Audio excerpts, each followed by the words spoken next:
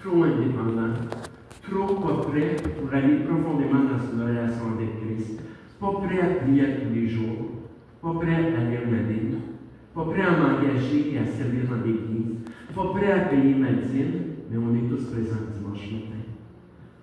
Dans Matthieu, ça dit, ce peuple m'honore des lèvres, mais son cœur est éloigné de moi. Vous savez, les amis, une foi qui se vit en surface est un frein à porter du fruit dans notre vie. Une foi qui se vit en surface ne va pas déplacer les montagnes. Une foi qui se vit en surface ne peut pas être dans une relation avec Dieu qui avoir un impact autour de lui.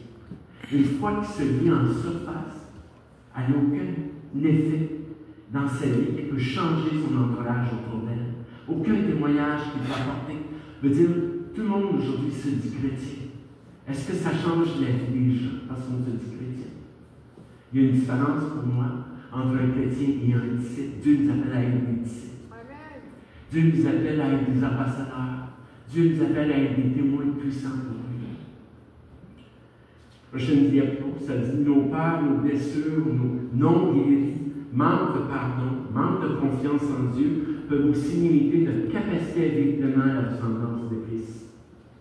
Voyez-vous, il n'y a pas, en général, il n'y a pas une réponse unique à notre empêchement, je vous dirais, qui nous prive d'être à la descendance de Jésus. Mais il y a une chose dans la Bible qui souligne, qui est souvent souligne, qui nous met en garde, c'est notre lutte contre le diable.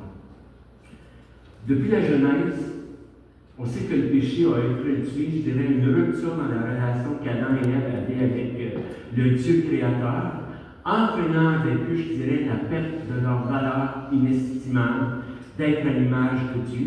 Et depuis ce jour, le tentateur continue d'influencer nos vies. L'ennemi de notre âme, le diable, cherche constamment à nous donner de la vérité, à semer le doute sur notre identité en Christ, à nous faire abandonner les voies de Dieu.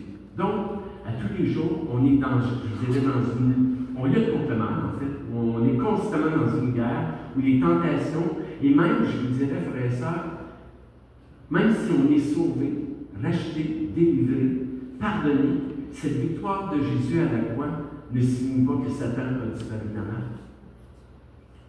Et davantage pour les enfants de Dieu.